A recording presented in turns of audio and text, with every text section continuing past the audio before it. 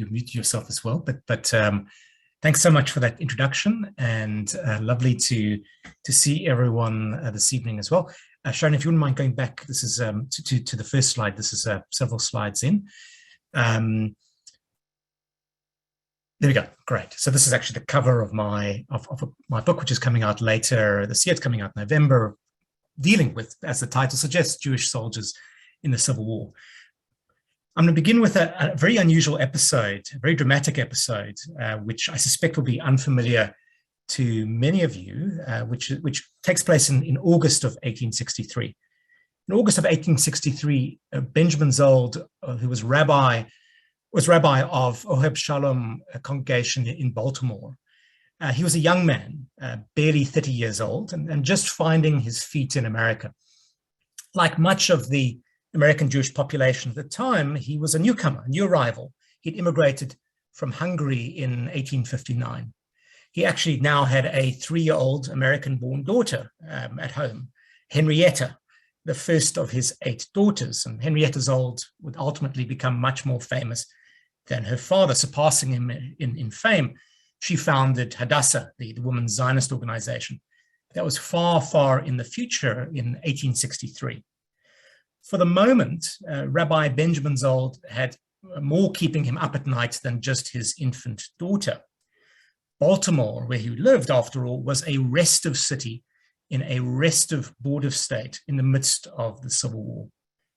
When the war broke out in April of 1861, a mob had attacked Union troops as they passed through Baltimore on their way to defend Washington, D.C. They pelted the troops with rocks and attacked them with clubs and knives as they crossed the city from one railway station to another. You can see this in the next slide. In fact, we know of a handful of Jews amongst the rioters. Rabbi David Einhorn, who was a rabbinic colleague of Zold's, was chased from Baltimore on that very same day as the riot for expressing his opposition to slavery. And Rabbi Einhorn spent the rest of the war in exile in Philadelphia. So you can get a sense that Baltimore is far from firm Union territory. Union troops, in effect, occupied the city, occupied Baltimore during the war to ensure that future troubles were suppressed. And this kept the peace within the city, but did not change the hearts and minds of many of its residents, including many of its Jewish residents. Though Baltimore was home to one of the largest Jewish communities in the United States at the time, during the Civil War, around 5,000 Jews lived in Baltimore, we know of only 15 Jews from the city who volunteered for the Union Army. So most of them, in other words, decide to express their political opinions, their views by not enlisting. Rabbi Zold may have had this on his mind in August of 1863. This is now 2 years into the war, when he received an urgent request to travel to Beverly Ford on the Rappahannock River. You can see Zold in the next slide. The next slide is a somewhat older image of the rabbi. This request had come from the headquarters of the 2nd Brigade of the 1st Division of the Army of the Potomac. This vast army had recently returned to Northern Virginia, depleted after a difficult summer of campaigning that had begun with crushing defeat at the Battle of Chancellorsville, a military disaster for the Union, and ended much better with the pursuit of General Lee's army after the successful Battle of Gettysburg. All of this takes place in a very compressed period of time, really from May to July of 1863. So serious was his duty, Rabbi Zold's duty, that he traveled, despite being Orthodox, traveled southward by train on Saturday, breaking the Sabbath. He arrived at the camp shortly before noon on Saturday and was soon cloistered with a man by the name of George Kuhn. George Kuhn had begun the month of August under more hopeful circumstances in Philadelphia. There, George Kuhn had enlisted as a substitute in the 118th Pennsylvania Volunteer Infantry Regiment. Many of those who signed up for this particular regiment had little intention of fulfilling their contracts. Indeed, when the new recruits arrived at their camp on a sweltering day on August 6th of 1863, the escort had lost 50 of the recruits to desertion. In other words, there's mass desertion going on. These are people who signed up for the bounty, for the payment you receive for signing up, and then conveniently disappear. So 50 disappear, but 5 of their number were unlucky enough to be caught and were dragged into camp a week later. And amongst them was George Kuhn. Caught in civilian clothing, Kuhn denied that he had deserted. Instead, he claimed to the hastily convened court-martial that he'd only gone to fetch some water and had got lost. The judges at his trial were far from convinced. They found him in civilian clothing, after all, not where he was supposed to be. And they ordered him and 4 others, the 5 deserters in total, to be executed, a very rare sentence at this stage in the war. And their desperate appeals for clemency sent to General Meade, the commander of the army, and also to President Abraham Lincoln were ill-timed. You can see their letter, in fact, to Lincoln in the next slide. This is a pleading letter actually saying that they have families and children that they are obliged to care for, and asking for clemency, asking to be allowed to live rather than to be executed. But their timing, as I said, was bad because General Meade worried that desertion was hollowing out his army, which had really been badly depleted over the previous months of battle. And he wished to stiffen the spines of these new conscripts who were joining his army and send them a clear warning as well to those who had less commitment to the cause. That, in other words, if you were to desert, this is the punishment that awaits you. And Lincoln, who, despite receiving this pleading letter, was disinclined to undercut a General Meade, who had demonstrated the rare gift of besting General Lee in battle. What Meade did was to concede to delay the execution so that a Catholic priest and a rabbi could attend to the prisoners. And hence, Rabbi Zold's forlorn and urgent travel to meet with George Kuhn, who was Jewish. Kuhn, who was manacled and much distressed, had been confined to a tent under guard for 2 weeks prior to the rabbi's arrival. Their discussion, which was either in German or Hungarian, we don't know, they were actually both men from Hungary, was punctuated by the steady tramp of tens of thousands of boots outside. You can see this, in fact, in the next slide. At 3 o'clock in the afternoon, so this is 3 hours after the rabbi arrives, both men step outside the tent. And below them were 3 divisions of the 5th Corps of the Army of the Potomac, at least 15,000 men standing in silence, arrayed in dense columns that formed 3 sides of a square. And at their center were 5 freshly dug graves. The spectacle that followed was seared into the memories of many who witnessed it. Executions were still relatively rare in August of 1863, and this one had been marshaled to serve an exemplary purpose. This is a deliberate spectacle to really send a message to the army. And 2 artists from popular magazines sketched the processional. You can see that in some of the sketches here, the processional of prisoners being marched to their graves. The only sounds played were the Dead March by Handel, which was played by the headquarters band. A observer, Captain Francis Donaldson of the 118th Pennsylvania, of the very regiment from which these men had deserted, confided beforehand in his words that the thought of this bloody execution sickens me. They will be shot like dogs. And he described the scene in detail. I'll read you his description. Then came 2 coffins borne by 8 men, then 2 of the condemned men with the rabbi. Major Herring had so arranged as to have the rabbi representing the oldest faith on the right. Then another coffin with 4 men and 1 prisoner. Then 2 more coffins borne by 8 men, 2 more prisoners, priest and chaplain. Each prisoner's hands were manacled behind him. 4 of the condemned walked steadily and with apparent unconcern. 1 was weak and tottering and with difficulty borne along, needing heavy support. The men then arrived at the graves and were seated on their coffins. The firing party halted and stood at rest. My God, despaired Donaldson, and here are his words. Think of the terrible thoughts of these helpless men as they marched to their graves. Think of their awful condition as they seated on their coffins and they gazed at the 12 men standing before them, sternly awaiting order to take their lives. Oh, it was a dreadful sight to see them there, swaying backwards and forwards, so utterly helpless and forlorn. Our regiment was posted close up to the graves, a little to the right of them. close enough to hear the earnest words and prayers of men of God who pleaded so fervently that God would have mercy on their souls. According to another witness, Kun was much agitated and now stood up and recited after the rabbi a portion of Tehillim, Yigdal, and Shema. At the close, the rabbi, much affected, kissed the accused, who convulsively clung to him. After a few parting words, Donaldson, our witness, continued, "The ministers of the gospel stood aside, and the poor fellows were left alone on the brink of eternity. They hadn't long to wait. 'Attention, guard,' in clear ringing tones called Captain Orne. 'Shoulder arms, forward march.' And the steady tramp of the detail sounded appalling to the ear. When within 6 paces, 'Halt,' ordered the captain.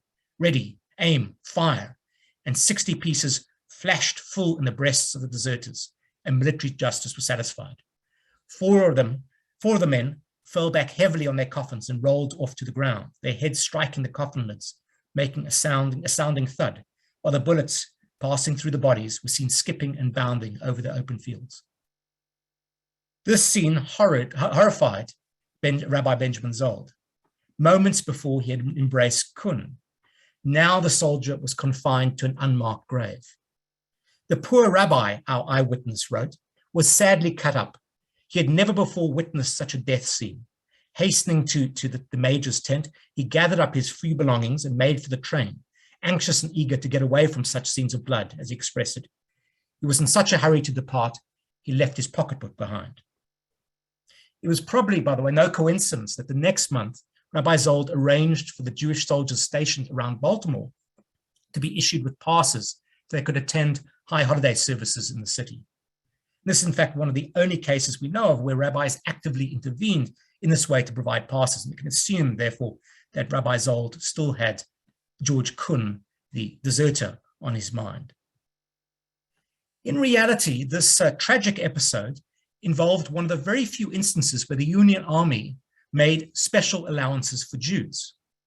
Indeed, there was a great novelty in so many Jews having so freely chosen to serve and fight for their homeland. We know of several thousand Jews who volunteered for the Union Army. Never before had Jews joined a massive volunteer army, itself a relatively new historical phenomenon, in such numbers and with such enthusiasm. The precise number is still unclear, although the Chappell Manuscript Foundation, who commissioned the book that I wrote, has been working for years to produce an accurate roster of those who did serve. As we were here today, it was very difficult to be a Jew in the Union Army. Much more difficult to be a Jew than it was to be a devout Christian. The military's reputation for hard drinking and hard swearing and hard living was actually long established even before the war.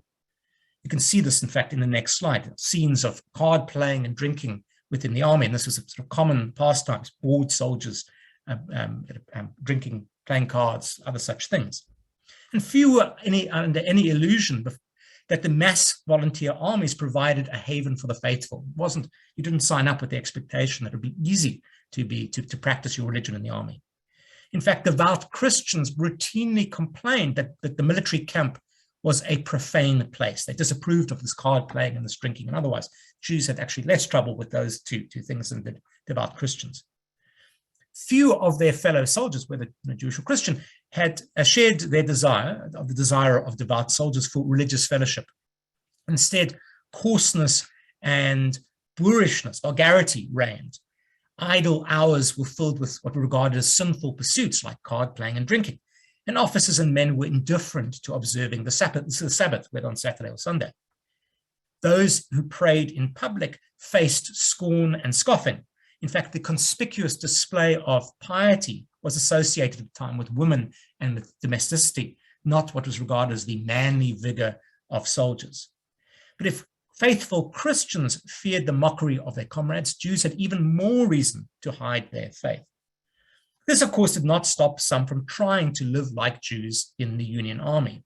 For example, Henry Auerbach, who mustered into the 13th Ohio Cavalry in April of 1864 as a farrier, was eager to worship as a Jew.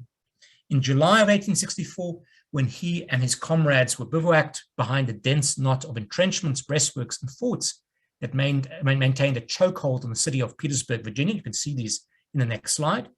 He called a meeting of Jewish soldiers at the regimental headquarters with, as he proudly noted in a letter to a Jewish newspaper, Farrier Henry M. Auerbach presiding.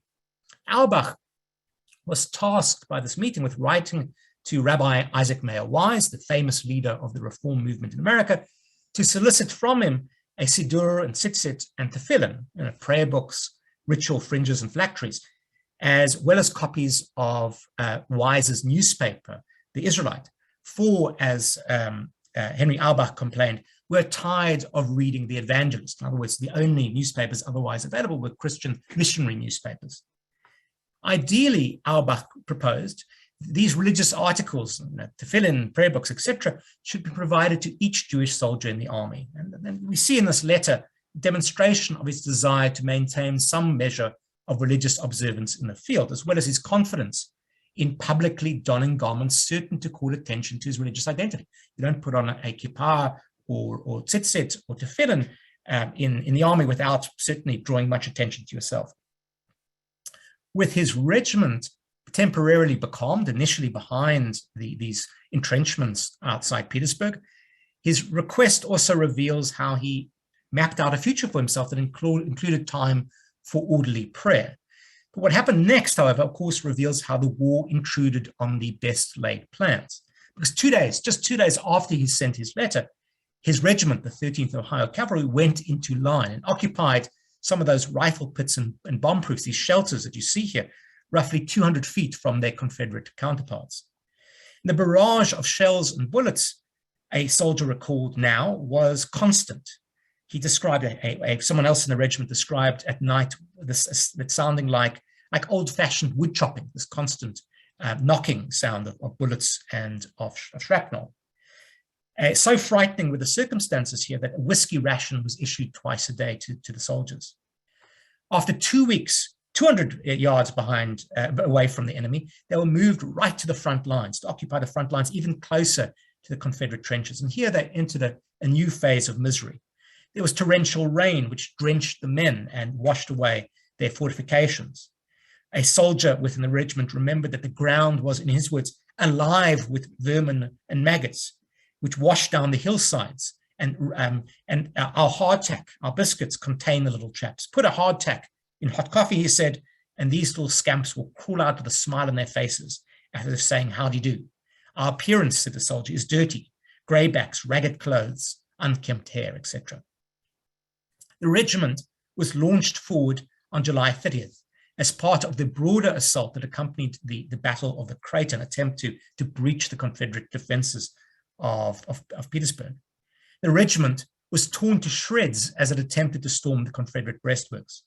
Bodies of friends and comrades lay in the foul and broiling no man's land for 3 days, recognizable after 3 days only by their cavalry jackets when finally buried under flag of truce. Upon returning to the rear, more than 20 men in one of these companies in this regiment rebelled, refusing to take up arms anymore and pleading to return to cavalry duties. You can see how harrowing this experience was. Auerbach, fortunately, was spared some of the exhausting routine that continued until December in the trenches around Petersburg, picket duty, skirmishes, and the constant work of digging, felling trees, building fortifications, as he'd been diagnosed with a stomach complaint, which might have been exacerbated by the stresses of combat. And only at the end of the month, at the end of December, was he and his regiment returned to cavalry duty and Auerbach to his horses. There's no evidence, by the way, that he was ever sent his prayer books, nor that he received his newspapers from Isaac Mayer Wise. But as his plea to Isaac Mayer Wise reveals, Jewish soldiers largely had to fend for themselves in the field. Access to the well springs of Jewish life was limited. For the most part, the Union Army marched and fought in areas where relatively few Jews lived prior to the war, and most Jewish soldiers were very far from home. Despite these and other challenges, Auerbach and some of his fellow Jewish soldiers sought to fashion space for themselves with an environment more accommodating to the profane than to the sacred. Much of what we know about the role of religion for Jewish soldiers is actually revealed in their everyday choices that they made relating to dietary law, the Sabbath, religious festivals, and prayer. Military life certainly rewarded flexibility. To give you an example from another Jewish soldier, August Bondi, who'd grown up in Austria, he was someone who, for example, was used to eating pork before he enlisted. We know this because he wrote in his memoirs of how before he joined the army, he slaughtered his hogs and in Kansas and salted them in preparation for his wife and newly born daughter, so they'll have something to eat over the coming winter. Nonetheless, despite the fact that he'd grown accustomed to eating pork, he was troubled by the monotonous diet of salt pork and bacon and beef that was staples of army rations. And you can see this in a very unusual, the next image, a very unusual image, which appears during the war in an illustrated newspaper. You can see it's an image drawn by what's described as a Hebrew volunteer, Jewish volunteer, implicitly complaining about the fact that rations are very, very heavy on pork. Our soldier, August Bondi, originally from Austria, frequently grew hungry in the field while out with the army because of the inadequacies of supplies. And he relished the foraged additions that he and his messmates added to the pot whenever they could. When times were tough, for example, we know that August Bondi was also, for example, was perfectly happy to eat raccoon, which I have no idea whether it was kosher or not. I suspect not. Likewise, another soldier, Marcus Spiegel, also an immigrant, made little fuss about the meat that he ate, though he took careful note of the occasions when his drab diet was supplemented through the industry of his men. And I'll give you an example from his diary and from his letters home. He says, "My boys, my soldiers, killed 3 hogs during the night," he wrote to his wife, "and gave me a couple of nice hams, which with other things made us a splendid repast." Another soldier, Nathan Mayer, had similarly fond memories of what he described as a fine, good-sized pig that in his words, colored orderly had stolen or confiscated and then boiled after the Battle of South Mountain. He reported that he fared well on this pig for 2 days after the battle. Some soldiers were troubled by having to eat pork at the army. We know, for example, that Joseph C. Levy regarded his daily pork rations as taking his trafer lumps for Uncle Sam. Camp life, he complained in a letter to a Jewish newspaper from camp outside Baltimore in June of 1862, involved, in his words, an unvarying bill of fare that included bread, coffee, and pork for breakfast, coffee, pork, and bread for dinner, and pork, bread, and coffee for tea. Perhaps, in his words, as a good Orthodox, he warned the readers of the newspaper, the less I say on the subject, the better. Joseph Levy held his nose in the mess tent and resigned himself to an unholy diet. While he did not discourage others from following his example by enlisting, Levy's letter reminded readers of this New York Jewish newspaper that army life required many compromises of observant Jewish soldiers. Immigrants who comprised the bulk of Jewish volunteers in the army may have already been accustomed to making do, particularly when it came to diet. Certainly, 16-year-old David Zedden relished what he described as the good food and drink he received in the army. "Our best food," he wrote to his family in Berlin, "is thick rice with syrup and a piece of bacon." This in spite of indications that Zedden continued to put on tefillin regularly while in the army. He kept his tefillin on hand in his bread sack until his bread sack and its contents were stolen after almost 10 months of being in uniform. And Zedden's perspective about food likely was shaped by his struggles after arriving in New York in May of 1861. This is a very recent immigrant, and his description of what happened to him, it probably applies to many other Jews who enlisted as well. He'd been unable to find work, and he complained in letters home to his parents that, in his words, hunger is painful. It takes an awful lot if a young person is supposed to feed himself all alone. And he describes in his letters basically being homeless in New York, having to sleep on park benches and struggling to find food. So in other words, he and others were already used to compromises born of circumstances, and a phenomenon which was not uncommon amongst Jews, particularly as young Jewish men who immigrate to America. Though the consumption of pork was a particular taboo for tradition-minded Jews, the fresh and salted beef supplied to soldiers did not conform to rigorous religious standards either. And you can see, in fact, in the next image, some of the sort of supplies which were standard for soldiers.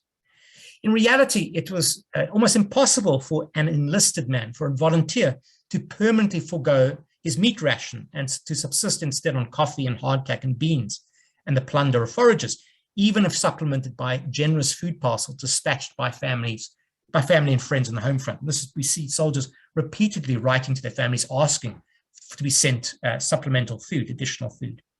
The arrival of these occasional packages from home did more than just bridge the distance that separated men from their loved ones. It also provided a reliable source of sustenance for people who were chronically underfed in the army.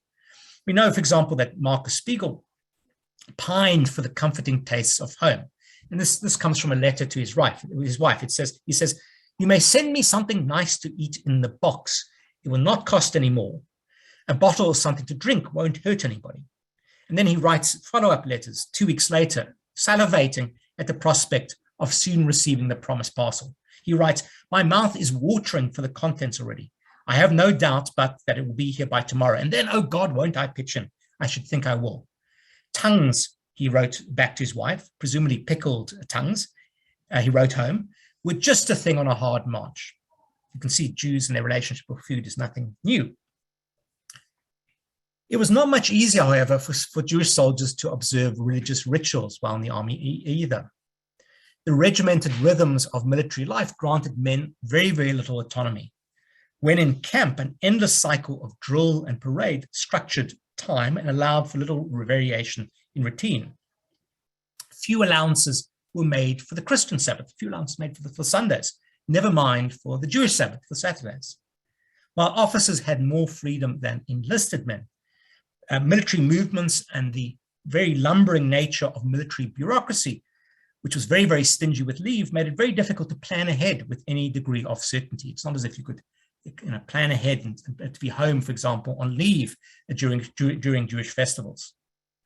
Marcus Spiegel, who learned serendipitously from his chance encounter with a fellow Jew, Simon Brooker, in September of 1862, that Rosh Hashanah and Yom Kippur were a few weeks away, was unable to attend synagogue because he finally received long-awaited leave. It's an unusual case where Marcus Spiegel was able to go home for Rosh Hashanah and Yom Kippur. Even though he did not attend the synagogue in Norfolk, Virginia for Rosh Hashanah and Yom Kippur, the man he bumped into, the fellow soldier, Simon Brooker, did. And you can see in the next slide, this is the Norfolk synagogue in 1862. His regiment, Simon Brooker's regiment, had been badly bloodied in the battles of Winchester and Port Royal in the Shenandoah Valley. This is in pursuit of Stonewall Jackson, and was enjoying time off in Suffolk, Virginia. And Simon Brooker had been alerted by his parents to the presence of this nearby synagogue. And he was pleased, as he wrote home, to find a large congregation engaged in prayer when he arrived on the first evening of Rosh Hashanah. And these are his words. "Oh," he said, "it made me feel as though I were at home among friends once more." But he actually received a rather mixed reception at the synagogue. This is, of course, in Virginia, in what Confederates regard as occupied Virginia. By Simon Brooker's reckoning, in his words, all the Yehudim, all the Jews in Norfolk, are embittered against the northern soldiers. And he had several little arguments with some of them. He found most of them pretty reasonable, excepting the young ladies. They, he said, can out-argue the smartest statesmen in the world, according to their own way.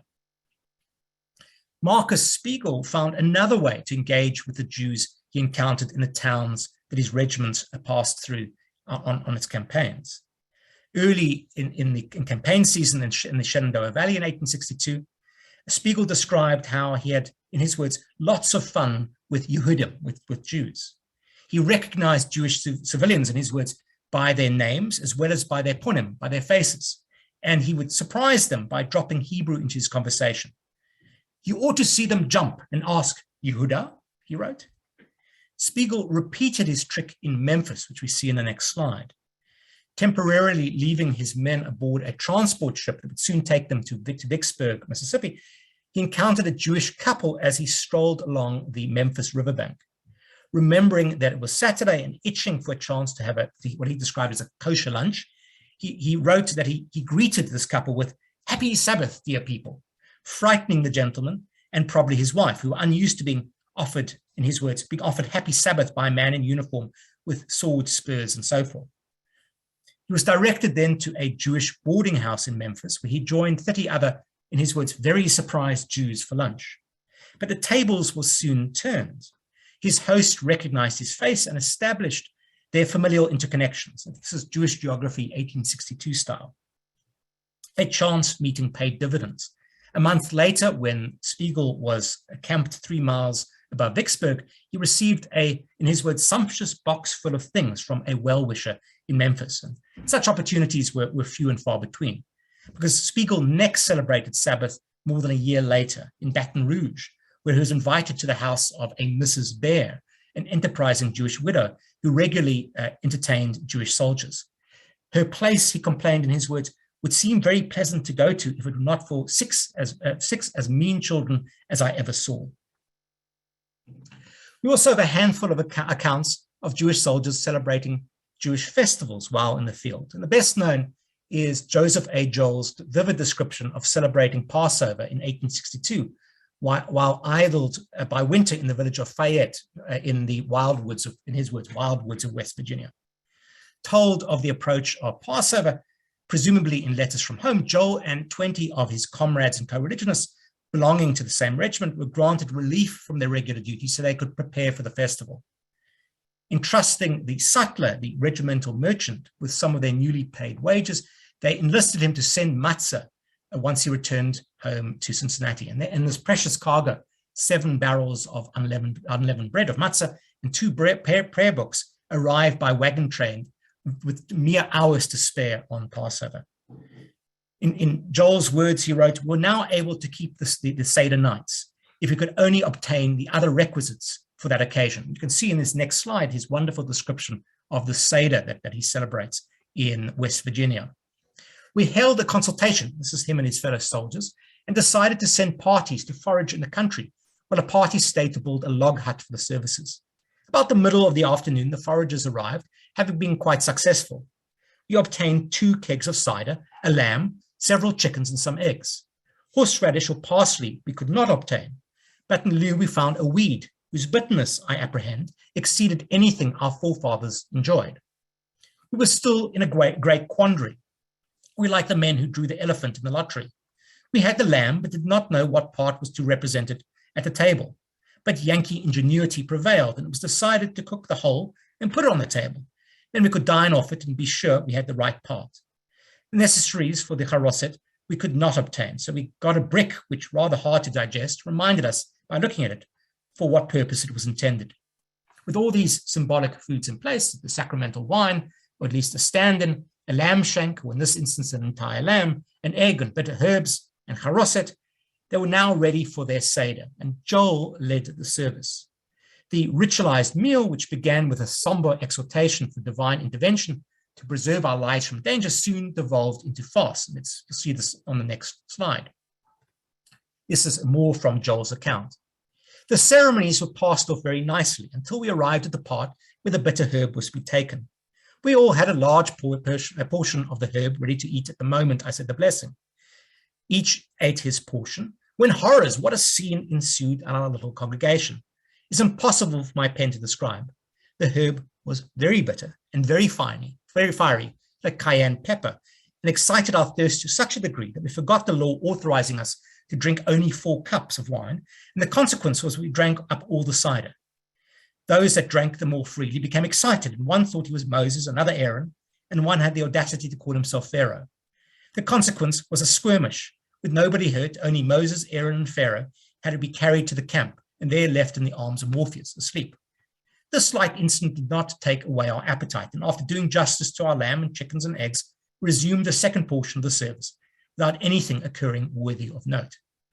There in the wild woods of Virginia, Joel reflected, away from home and friends, we consecrated and offered up to our ever-loving God of Israel our prayers and sacrifice.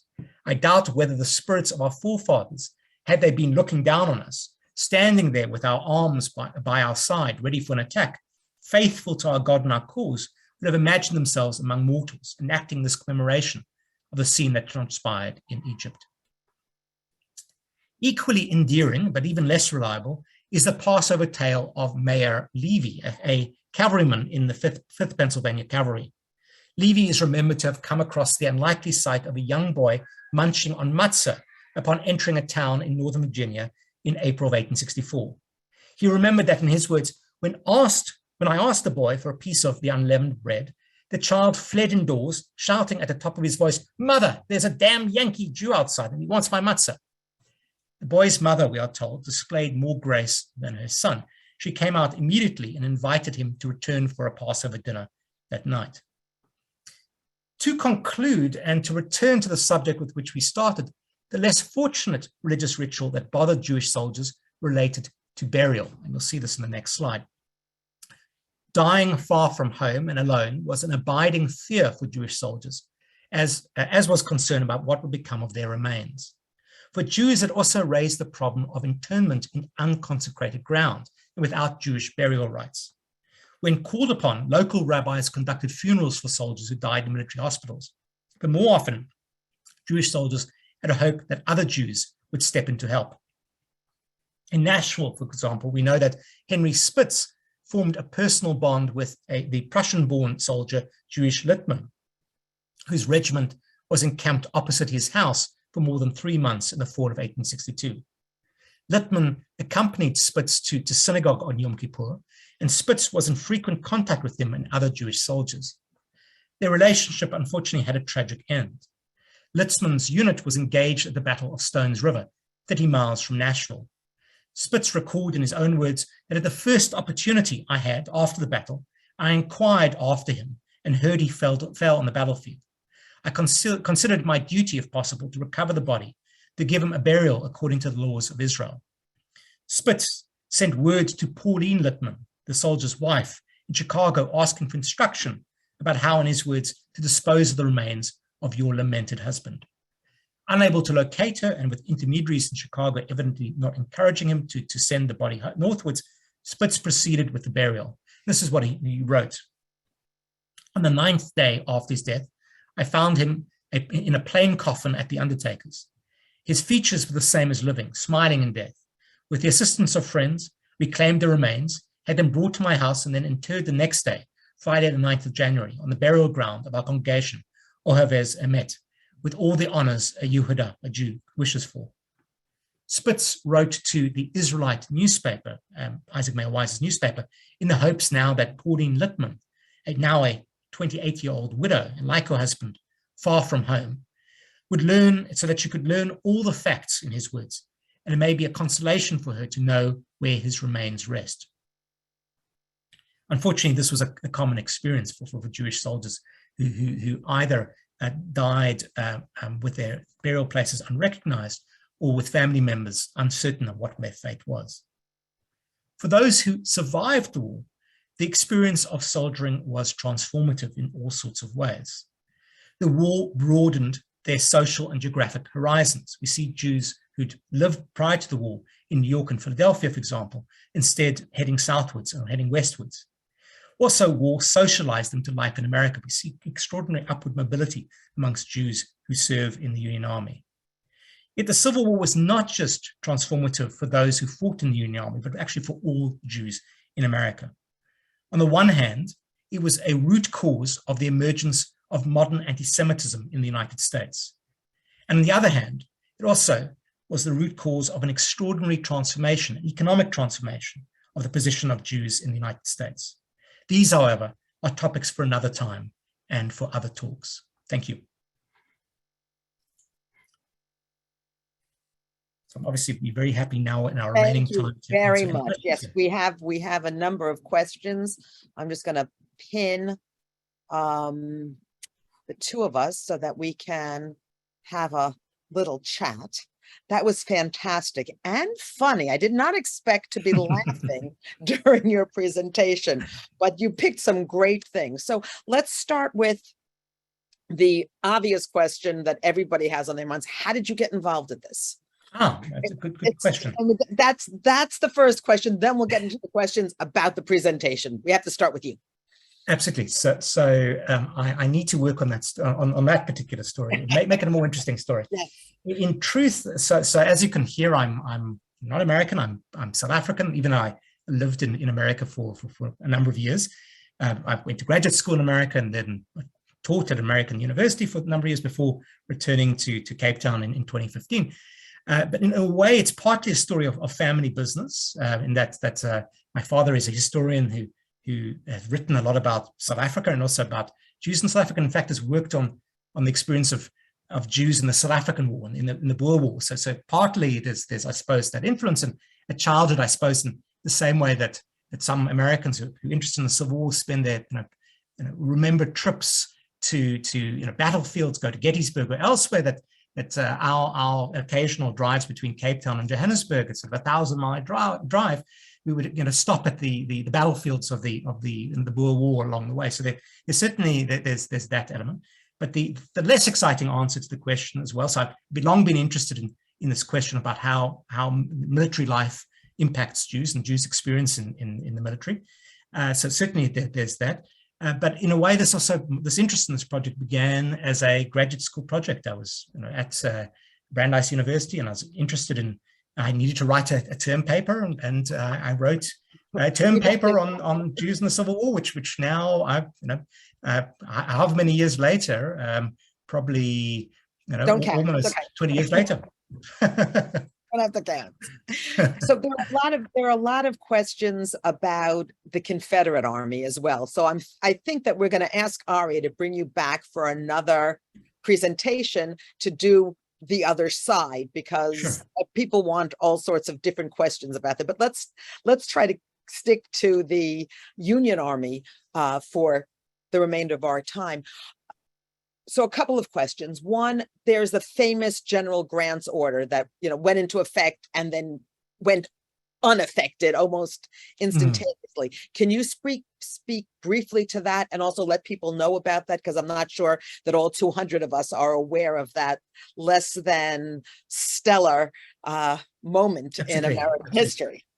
So it's a really extraordinary episode, which the key historian has written about it, and Jonathan Sana has written a book called "When General Grant Expelled the Jews." It takes place during the Grant's efforts to capture Vicksburg. It's reflected connected with his own frustrations, and also the anti-Semitism which is prevalent in American society and in the army at the time. And Grant's concern at the time is smuggling of cotton, that the army is being followed by speculators. Grant is very unhappy about this. He's actually been forced to allow these speculators, these traders, to pass through his lines to buy cotton, which the northern economy needs. He's very, very unhappy about this. And amongst those involved in the speculation are his father, Grant's father, with whom he has a very difficult relationship. Grant's father is in a business partnership with very prominent Jews in Cincinnati, the Mack brothers. And so prior to this expulsion order, we see an escalation of anti-Semitic rhetoric that, and again, it's not exclusive to Grant by any means, that he and others are using the term smuggler and Jew interchangeably. So this assertion, unfounded claim that these smugglers, these traders, and these speculators are Jews, that some of them are, but most of them are not. And we see in his frustration, when his father actually arrives at his camp trying to trade off his connections with his son, we see him issuing this order expelling all Jews from the vast territory under Grant's command, which stretches the whole way from Mississippi right north to southern Illinois. And it's been described, as I said, by Jonathan Sana as the most extraordinary episode of anti-Semitism, official anti-Semitism in American history. It's countermanded very, very quickly by Lincoln. Some Jews from Paducah ride off quickly, go to DC, inform Lincoln about this, and the order is countermanded. But it certainly creates these shockwaves within the army as well amongst Jews. We know of some Jews who do resign their commissions, who leave the army because of this, and others are very, very angry at Grant. And we see again them expressing their anger. They change their mind about Grant when Grant also becomes a winning general. The campaign is going badly at this point in time, but they warm to Grant later. And Grant himself later recants as well that when he becomes president, the suggestion is he goes out of his way to appoint Jews to prominent positions in a way of expressing his regret at his wartime actions. Interesting, thank you.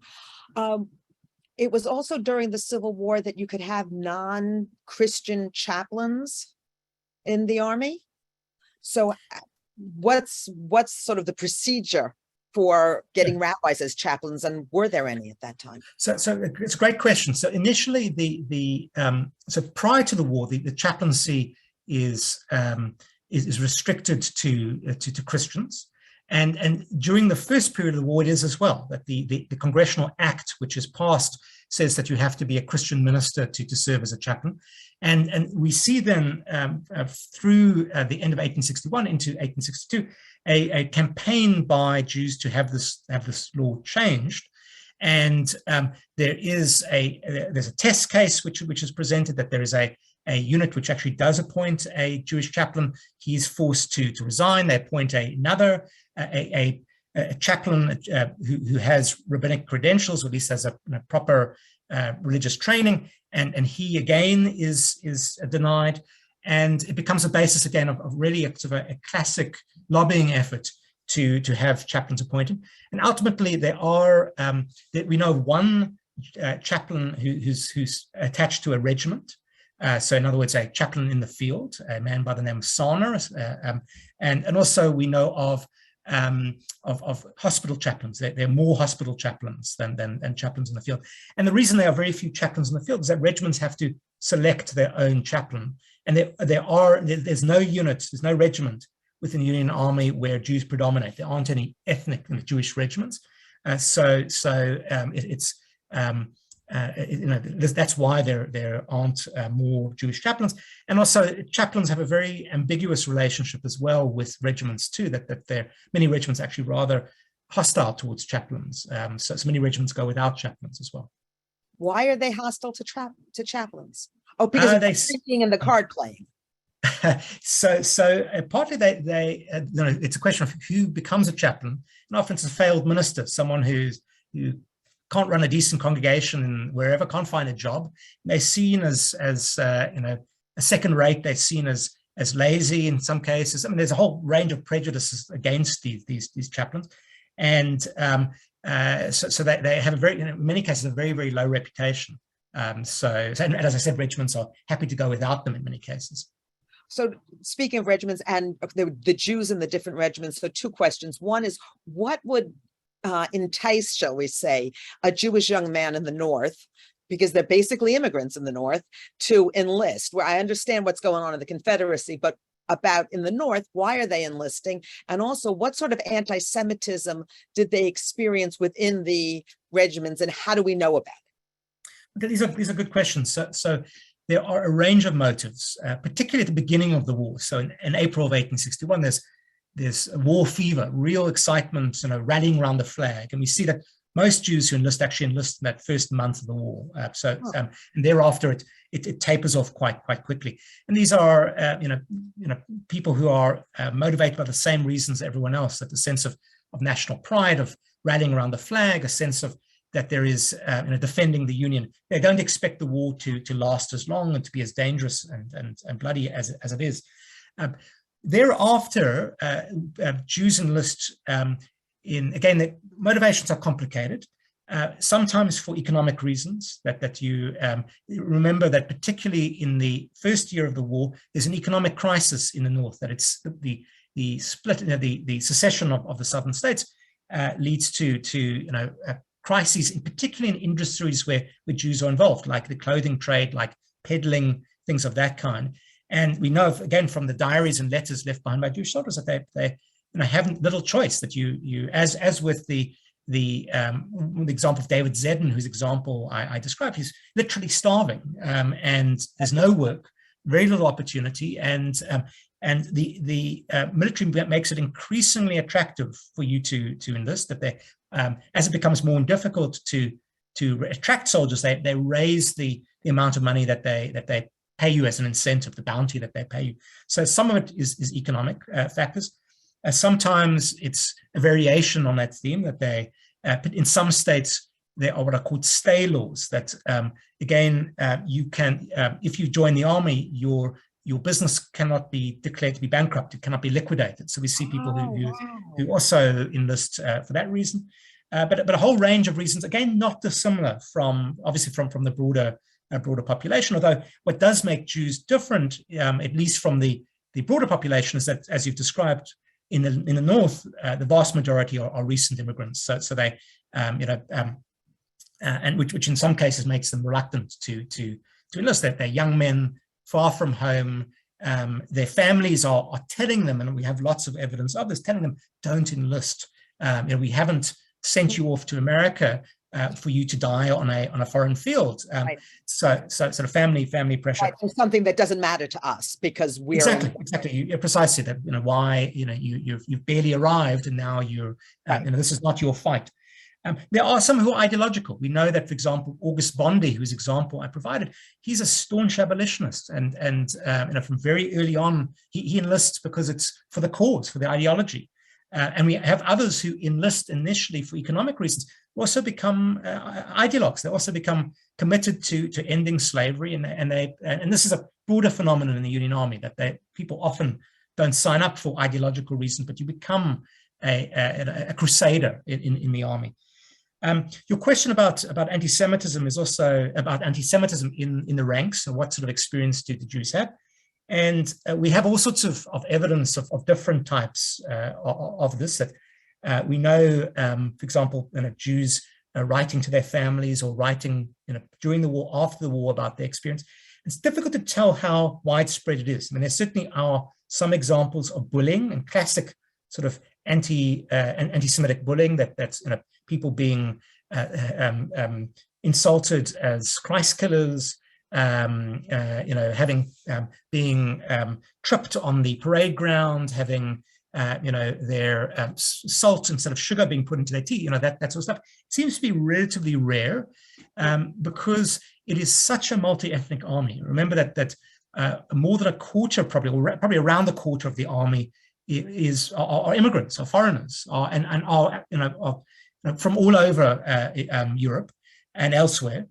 So in many ways, Jews benefit from the cover that provides. In fact, it's probably worse in a way to be German or Irish than it is to be a Jew in the army, because Jews can hide, they can pass, but a German accent or an Irish accent stick out, and there's particularly late in the war, there's real hostility towards Irish and Germans in the army. So that provides some element of cover for Jews. Thank you very much. And it's perfect timing because it's exactly our time to end.